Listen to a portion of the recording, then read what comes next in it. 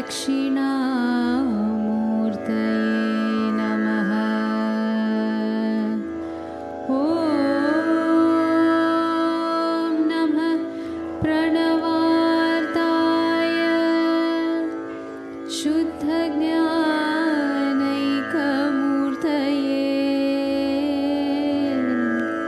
निर्मलाय प्रशान्ताय दक्षिणामूर्तये नमः।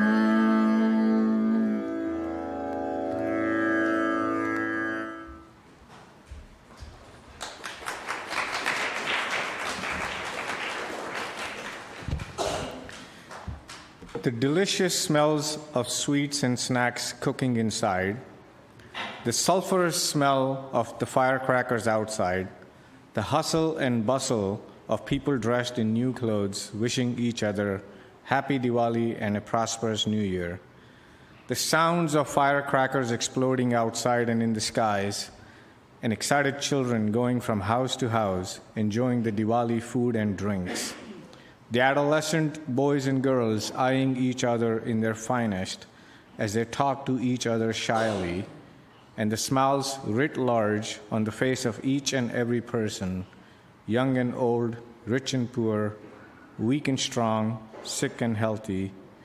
These are the sights and sounds and smells of Diwali that I remember growing up in India. A festival of lights, of new beginnings, of forgiveness and compassion, and the triumph of good over evil. A celebration of life itself that renews the heart and the soul as you prepare for a new year.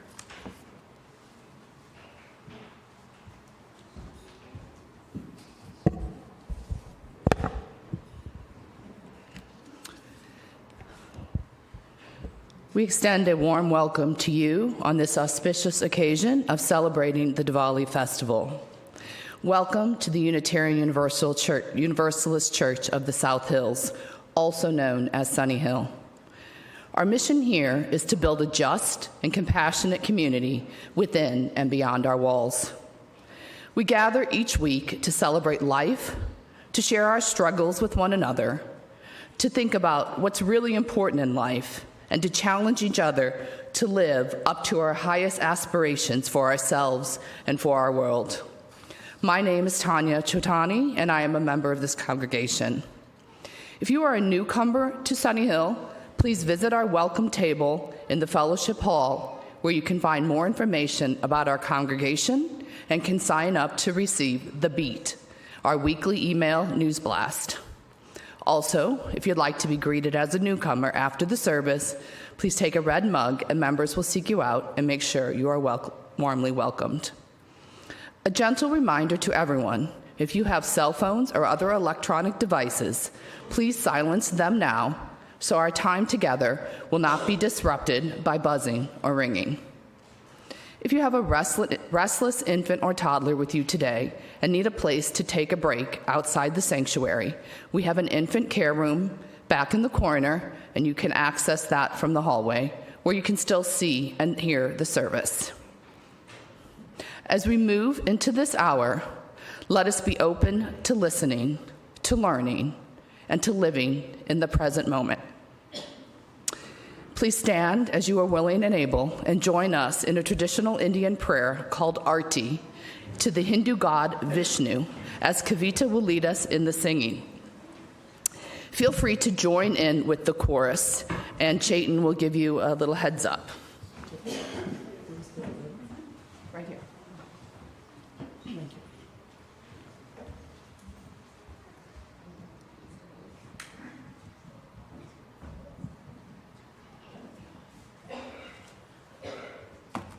All right, so in the video you will see the chorus part show up in English, and you can join in with that. So we're going to try this a little bit. So repeat after me, okay? Om, Jai, Jagadish, Hare. So we're going to try to sing this now, okay? Om Jai Jagadish Hare. Om Jai Jagadish Excellent, excellent, great. All right, we're going to try this. There's a few other sentences that will also come up in English. Feel free to join in for those as well, okay? Here we go.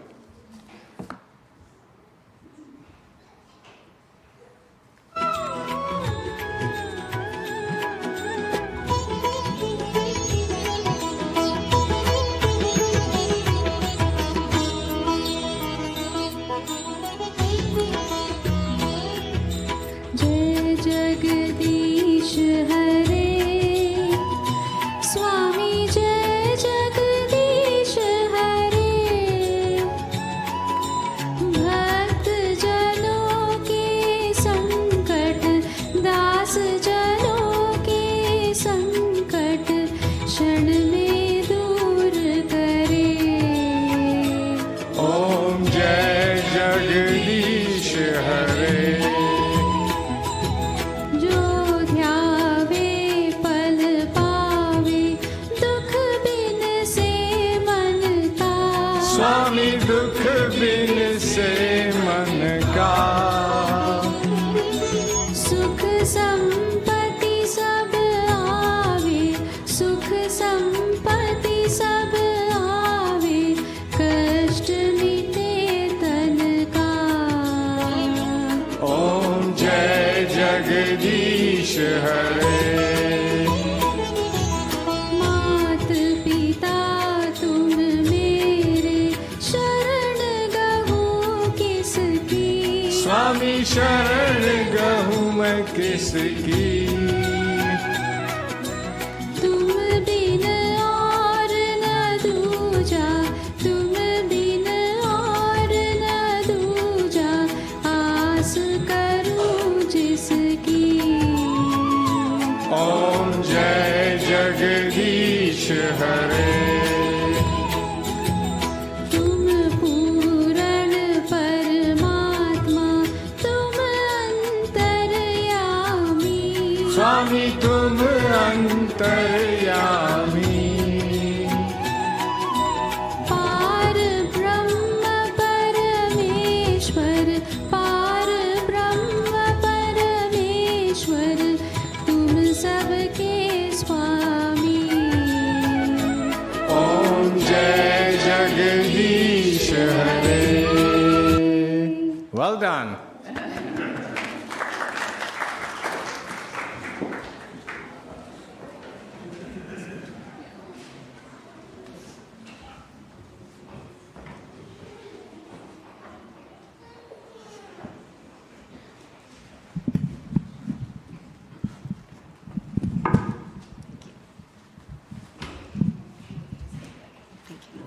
At this time, any children that are in the sanctuary or the church, please come up for the children's story.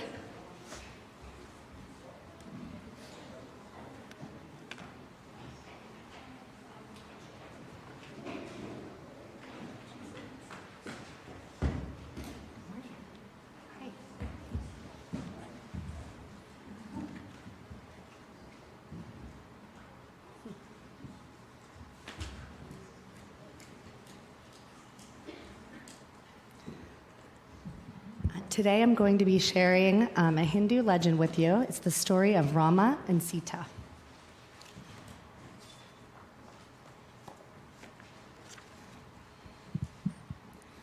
Once upon a time, there lived a great warrior. His name was Prince Rama. Prince Rama was married to a Princess Sita, and she was beautiful inside and out. Deep in the dark jungle lived a terrible demon named Ravana. He was the evil demon king of Lanka. What a frightful sight he was. With 10 heads and 20 arms, he was the most fearsome creature in the land. Scary, huh? The horrid king heard how kind, beautiful, and good Princess Sita was, and he wanted her to be his friend. He devised a cunning plan to steal her and make her his wife. Ravana sent his servant Maricha, disguised as a beautiful golden deer.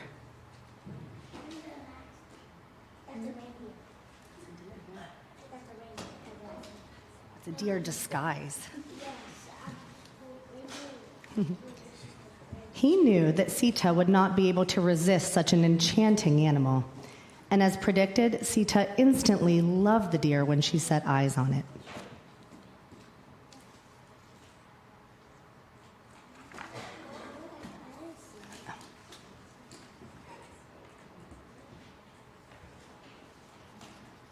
She wasted no time in telling her husband Rama about the deer. Rama, nothing would make me happier than to have such a beautiful animal as my pet. Rama knew it would be difficult to catch the deer, but he had replied, "For you, my dearest princess, I will do anything."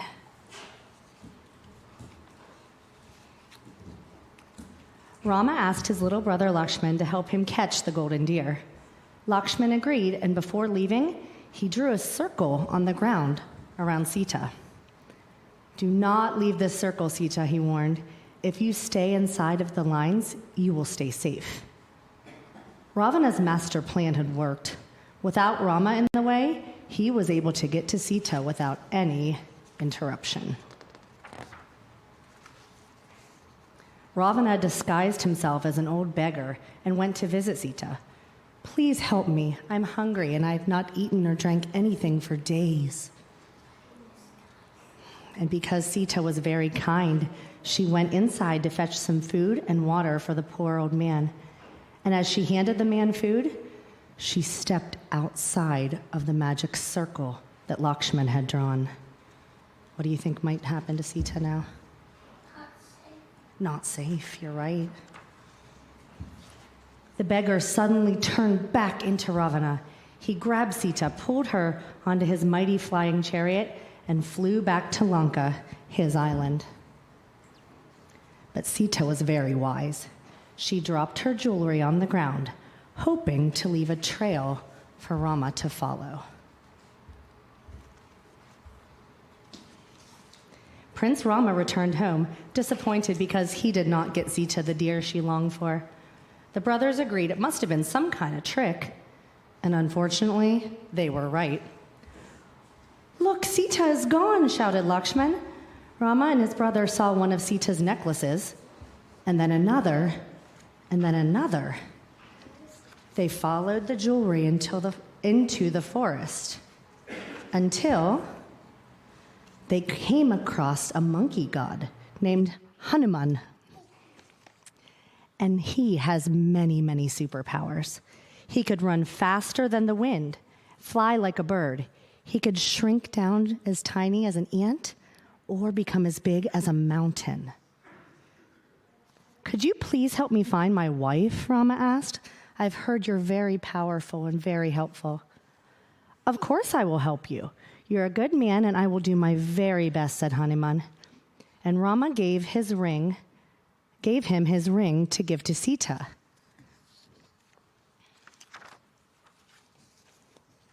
Hanuman searched for many days and nights. He traveled through forests and up mountains. He leapt across the ocean to get to the island of Lanka. He was brave and very determined to find the princess. Eventually, he did find Sita. She was locked up inside of Ravana's prison. Hanuman handed her Rama's ring. Sita held on tight, and she waited in anticipation. She knew it wouldn't be long until Rama came to find her. The loyal Hanuman took the news of his discovery back to Rama. They gathered a huge monkey army to help them find her. It's a big army. They're all going to work together. "We cannot all fly and leap like you, Hanuman. How will we get across the ocean to Lanka?" "Well, we will use stones and we'll build a giant bridge together," replied Hanuman. Once the bridge was finished, the monkey army rushed across to find Ravana and his army. It took a long time and a lot of teamwork, yeah. It was very strong. They were very good engineers. The battle began, and it lasted for 10 long days. And after 10 days, they defeated the evil King Ravana. Rama had found his wife Sita, and they were finally together again.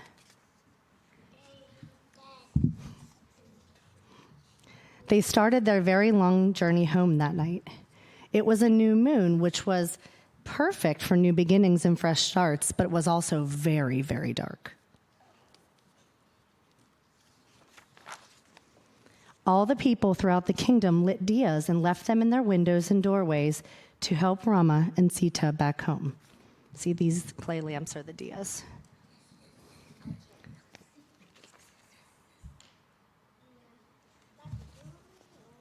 That night, there were more diyas than stars in the sky. It felt like the whole world was illuminated, not only with lamps, but with goodness, power, and love. They followed the trail of lights all the way back home.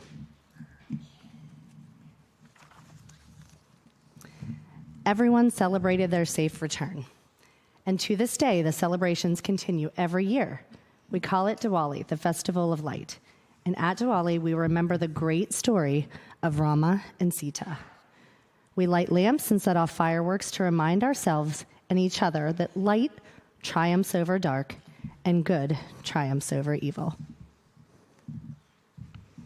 And with that, we'll sing you out to your RE classes.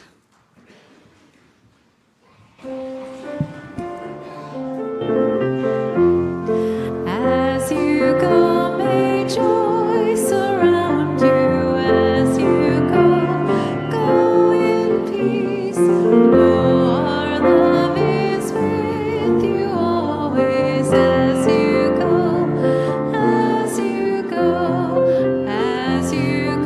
may joy surround you. As you go in peace.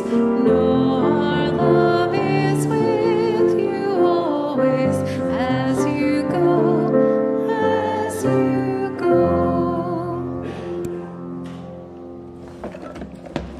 Now I'll come on this mic.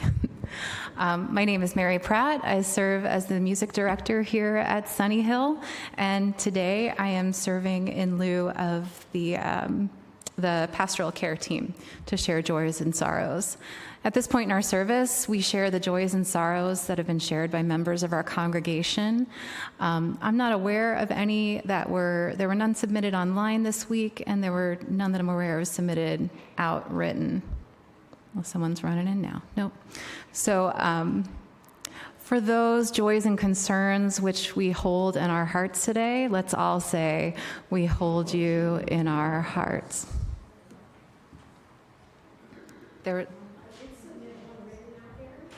Okay, I'm so sorry. It didn't get. Yeah, go ahead, Ellen, and I'll repeat it. Just want to share my joy that my son got married last Saturday. My son Gabriel, who some of you may remember, he first came here when he was 4 years old. He's 30 years old now. And he got married to Camilla, so he's my mother-in-law, which makes me very happy. And they got married in Nashville, North Carolina last Saturday. It was Oh, that's wonderful. beautiful, and my son said it was 100 times better than they could have imagined. Oh, it's wonderful. For Alan Vey and his son and his marriage and your growing family, we hold you in our hearts. I will let you know, too, that Rev Jim is off today, and Bethany is also out participating in another service today, which is why we are lower staffed. And when we miss our Bethany, things just don't always run quite the same. But again, for those joys and concerns, it's okay. It's okay. Got it right here. We all hold you in our hearts.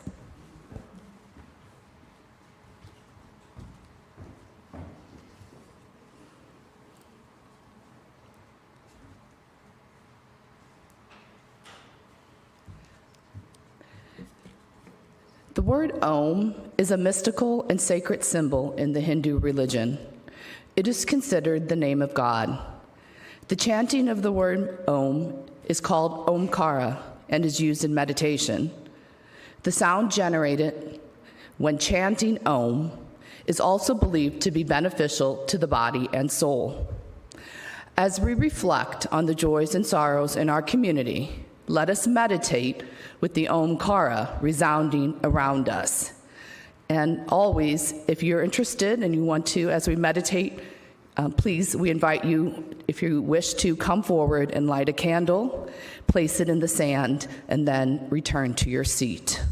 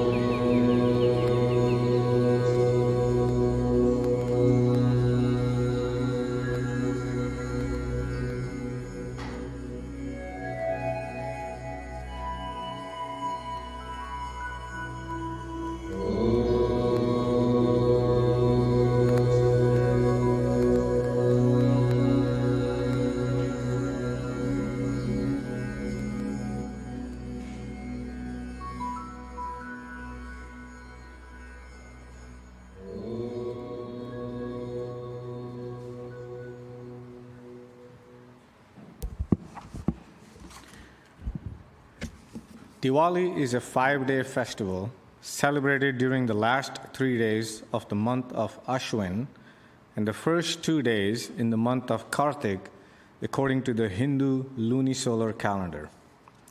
As per the Gregorian calendar, this festival occurs sometime during the month of October or November. Diwali is a significant festival in Hinduism, Sikhism, and Jainism, and is an official holiday in India. In addition to being celebrated by the Hindu diaspora around the world, Diwali is also celebrated in Nepal, which is a majority Hindu nation. While the festival of Diwali weaves a common thread within the multitudes of cultures, languages, and peoples in the Indian subcontinent, the specifics of the celebrations, the rituals, and the legends of the festival are unique to each area. As you may know, we not only have a lot of people in India, but we also have a lot of gods in India. 330 million gods, give or take a few. Not that anyone has ever counted them. We often joke about the polytheistic nature of our religion with jokes such as this one. A Hindu, a Muslim, a Christian, and a Jew were going down the river in a boat when suddenly they hit some rough waters and their boat capsized. None of them knew how to swim, So they all started praying to their gods for help. The Muslim prayed to Allah, who heard his prayer and promptly saved him. The Christian prayed to Jesus, who also heard his prayers and safely helped him to shore. The Jew prayed to Adonai and was also promptly saved. The Hindu prayed to his God. However, none of the 330 million gods did anything, because each one thought that one of the other ones would help him. And in the end, nobody did. In order to truly understand the legends, stories, and mythologies of India that we will describe today, you must understand the structure of the gods and demons as it evolved within the Hindu scriptures. Hinduism is a very unique religion in that it does not have a founder, nor does it have a specific religious text. In fact, for a very long time, Hinduism was considered as a way of life rather than a religion, and one could be Hindu while also belonging to another religion such as Islam or Christianity, because the term Hinduism only defined Indian customs and beliefs. Throughout the ages, Hinduism has absorbed the knowledge, traditions, and customs of outside peoples and religions, particularly while India was ruled by various foreign forces. It is only in the last 500 years or so that people who believe in the traditional Hindu gods are called Hindus. Hence, it is now defined as a religion. Contrary to popular belief, not only do Hindus believe in many gods, but also one supreme God as well. The various gods and deities are considered to be a form of the self-same supreme God and are invoked with reference to a specific context or goal. Hindus may choose to primarily worship one or another of these deities, known as their Ishta Devata, or chosen deity. There are three manifestations of one supreme God, and these are called as supreme gods themselves, and they together form the Trimurti, or three deities. They are Brahma, the creator, Vishnu, the protector, and Shiva, the destroyer. These three supreme gods sit above all other secondary and demigods, and the balance of power between good and evil rests with them. Then you have a multitude of secondary gods that represent different values and elements, such as Indra, the chief of gods, Agni, the god of fire, Yama, the god of death, Varuna, representing the heavens and the atmosphere, Vayu, representing wind, Surya, representing sun, and Ganpati, the god of new beginnings, among many others. The supreme God is also simultaneously considered as the mother, the father, the child, and the lover. When the supreme God is considered in the female form, these forms are the various goddesses of the Hindu mythology. Chief amongst them are Lakshmi, the goddess of wealth, and Vishnu's consort, Saraswati, the goddess of knowledge and Brahma's consort, Parvati, the divine mother and Shiva's consort.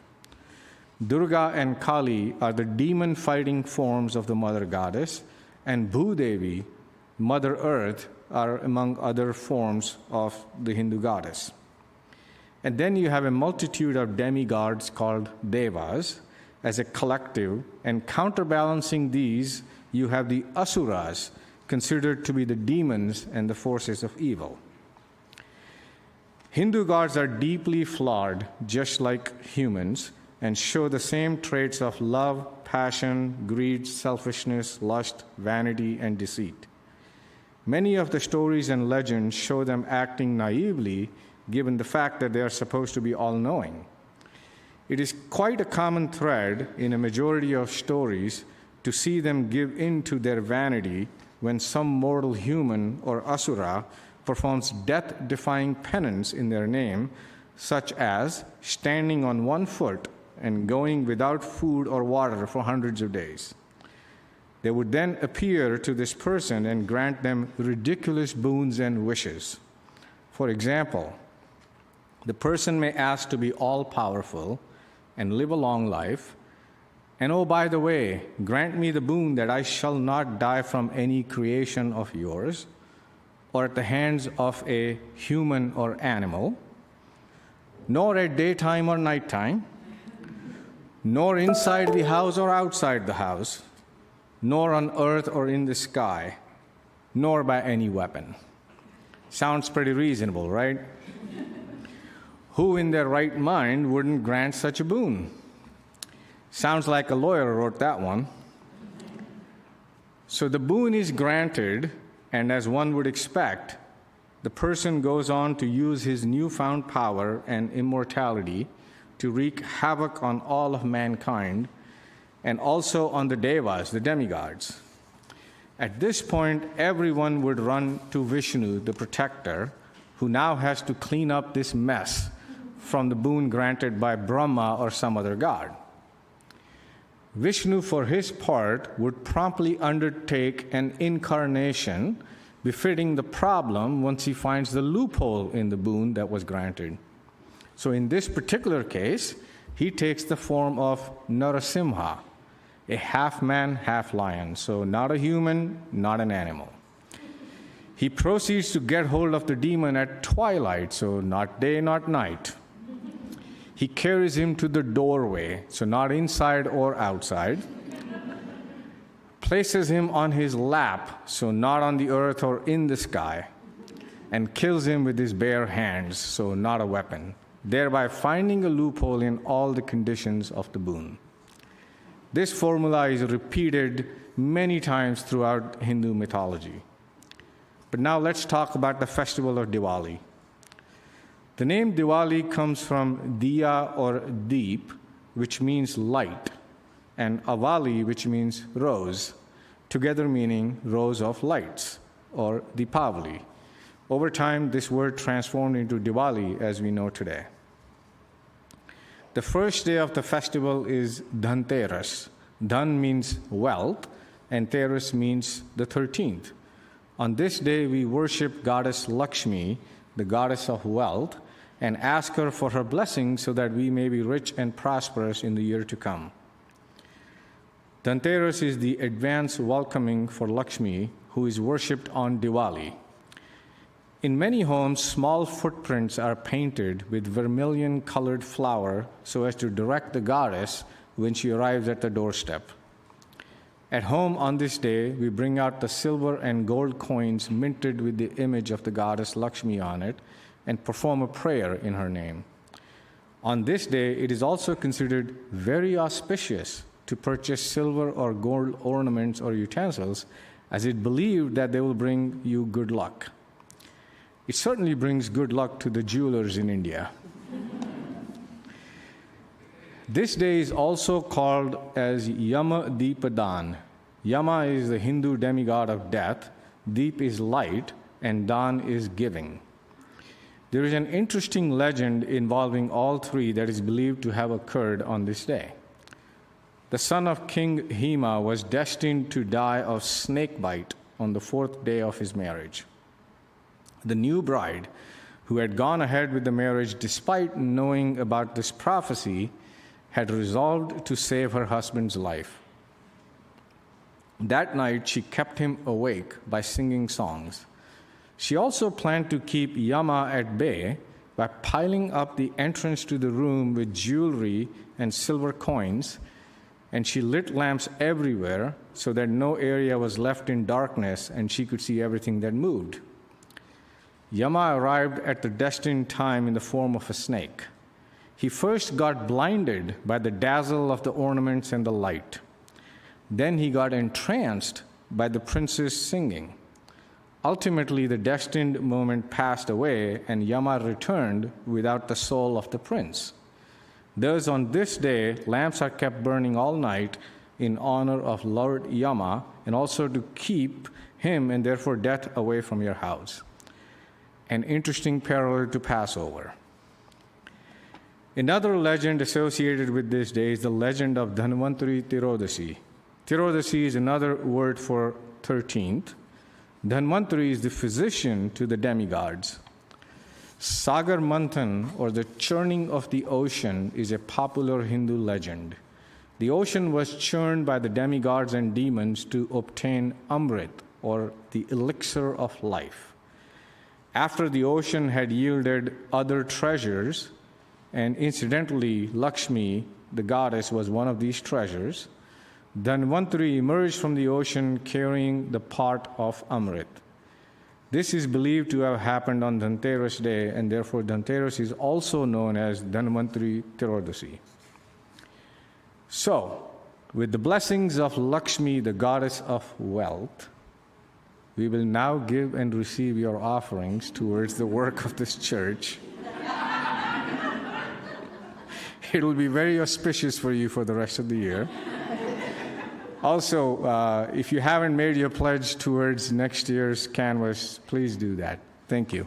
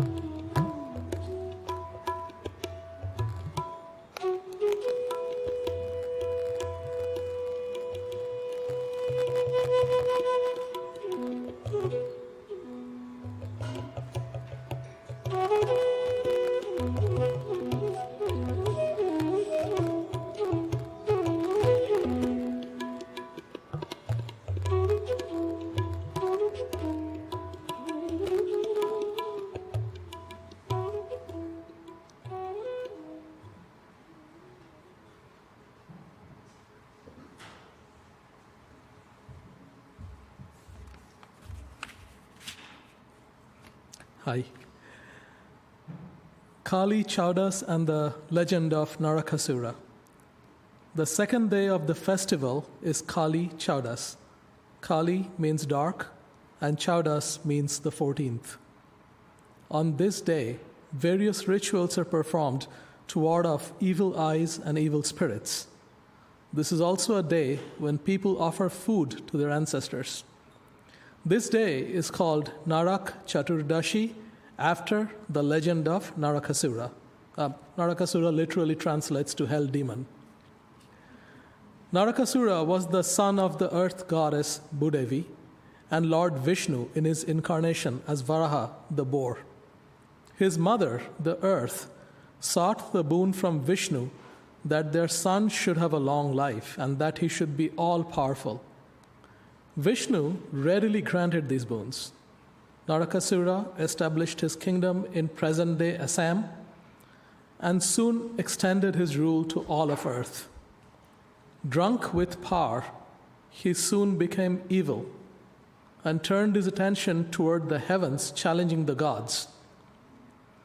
He had been granted a boon by Brahma, the god of creation, that he could only be killed at the hands of his own mother. He soon defeated Indra, the king of gods, and the other gods, and became the lord of the heavens and of the earth. It is said that he abducted 16,100 women and imprisoned them in his palace. The gods, fearful for their plight, went to Vishnu asking for his help. Vishnu promised to take care of it when he reincarnated as Krishna. Soon, Vishnu incarnated as Krishna along with his wife, Satyabhama, who was an incarnation of the Mother Earth, Bhudevi. Satyabhama, enraged by Narakasura's treatment of women, asked Krishna to battle with Narakasura. Soon, a fierce battle ensued in which Krishna and Satyabhama battled with Narakasura's armies. During the battle, Krishna pretended to be hurt by Narakasura's weapon, thus enraging Satyabhama. Satyabhama, in her anger, defeated Narakasura and killed him, thereby fulfilling the boon that Narakasura could only be killed by his own mother.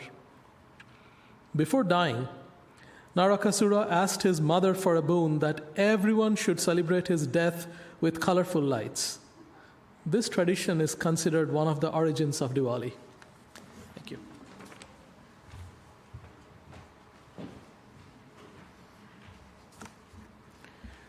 The third day of the festival is called Diwali. This is the last day of the month of Ashwin, and for some subcultures in India, this is also the last day of the year. It is the day of no moon, called as Amavasya. This day is devoted to the goddess Lakshmi, and special prayers called Lakshmi Puja are performed on this day. This day is especially important in the business community as it is the last day in the business year and new accounting books are started the following day. The business community gathers on this day to inscribe their accounting books with auspicious messages to bring good luck and prosperity throughout the year. They then place these books next to the various gods and perform prayers. Most auspicious occasions usually start with a prayer to Lord Ganesha, the Lord of New Beginnings.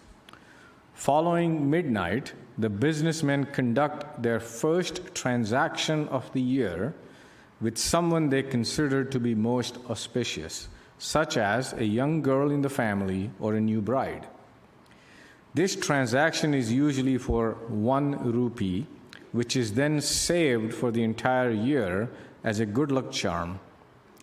In most cases, this transaction is the sale of a fist of salt, as salt is considered an auspicious mineral. The day after Diwali is Gudi Padwa. This is a day symbolic of love and dedication between the wife and husband. On this day, newly married daughters with their husbands are invited for special meals and given presents. In some parts of the country, this day is celebrated as Govardhan Puja to commemorate the legend of Lord Krishna protecting the people of Gokul. Lord Indra, the king of gods, was displeased with the people of Gokul, so he sent torrential rains down upon them. Krishna picked up a mountain and held it aloft as a cover, thereby protecting the people of Gokul from the torrential rains. Therefore, on this day, people build little cow dung hills, decorating them with flowers, and perform prayers. For some people, namely the Gujaratis, this is the first day of a new year. Therefore, on this day, they dress in new clothes and wish each other a happy new year, or Sal Mubarak. People visit each other's homes to wish them happy new year and are treated with snacks and drinks. This is a day when all people come together regardless of their differences. On this day, old quarrels are set aside and friendship renewed. With this spirit of friendship and community, please turn to the people around you and wish them happy Diwali and a prosperous new year.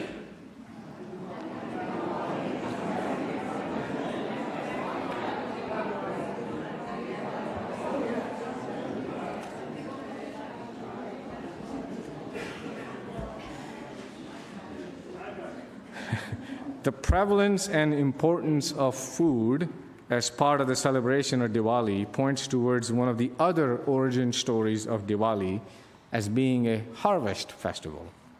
This is the time immediately following the harvest when food is abundant, and therefore the joyous celebration with food and lights may have started as a celebration of a good harvest.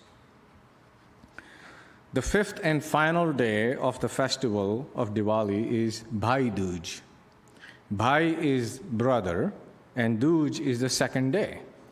Therefore, this second day of the month of Kartik is dedicated to brothers and sisters.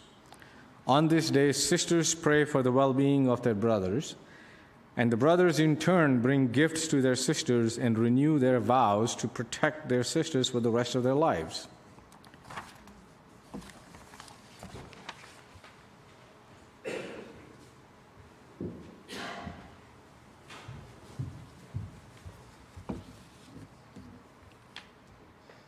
Festivals of lights around the world. And so it is that the Festival of Lights is celebrated on the darkest day of the month. It is a metaphor for the triumph of light over darkness, knowledge over ignorance, and good over evil. There are many festivals of lights around the world that occur around the same time in the winter, when the days are short and the nights are long. St. Lucia's Day is celebrated in Sweden with a wreath of candles on December 13th, following the longest night of the year. Hanukkah is the Jewish festival of lights, celebrating the miracle which allowed the sacred oil lamp with 1 day of oil to continue burning for 8 days. St. Martin's Day is celebrated in Holland on November 11th. On this day, children carry lanterns from house to house singing songs. The Loy Krathong Festival of Lights is celebrated in Thailand in November each year. On this day, a lotus-shaped vessel made of banana leaves containing a candle, 3 joss sticks, some flowers and coins is set afloat in the water. It is believed that the Krathongs carry away the bad luck. There are many Christian traditions of light around the world. In Egypt, the Coptic Christians give candles to the poor. In the Philippines, Christmas is celebrated with star lanterns and fireworks. In China, Christmas is celebrated with paper lanterns and Christmas trees called trees of light, made of paper chains, flowers, and lanterns. In Mexico, families go from house to house with candles, looking for a room at the inn. And the tradition of Advent candles is celebrated around the world. We are all, therefore, in the end, tied together by the common thread of finding the light within the darkness and truth in adversity. Thank you.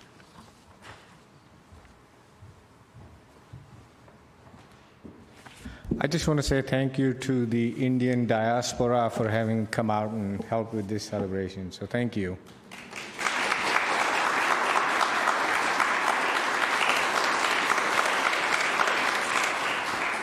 Also, a big thank you to Mary and the audiovisual team and the music team and everybody. So thank you for that.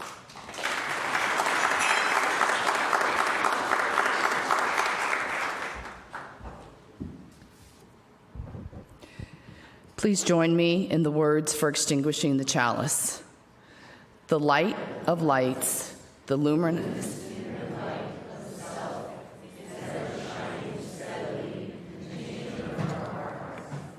Sit quietly, close the eyes, withdraw the senses, fix the mind on this supreme light, and enjoy the real Diwali by attaining illumination of the soul. We extinguish this flame, but we carry this self-illumination in our soul until we are together again. And please join us for coffee and conversation. Today is better known as Samosa Sunday. So if you have not had a samosa yet, thanks to Vijay and Shelley Chandak. And we have laddu, thanks to Indira, which is so samosas, for those of you who don't know, the savory snack at this time. And then laddu is the sweet snack. It does have nuts in it. So happy Diwali. Go in peace.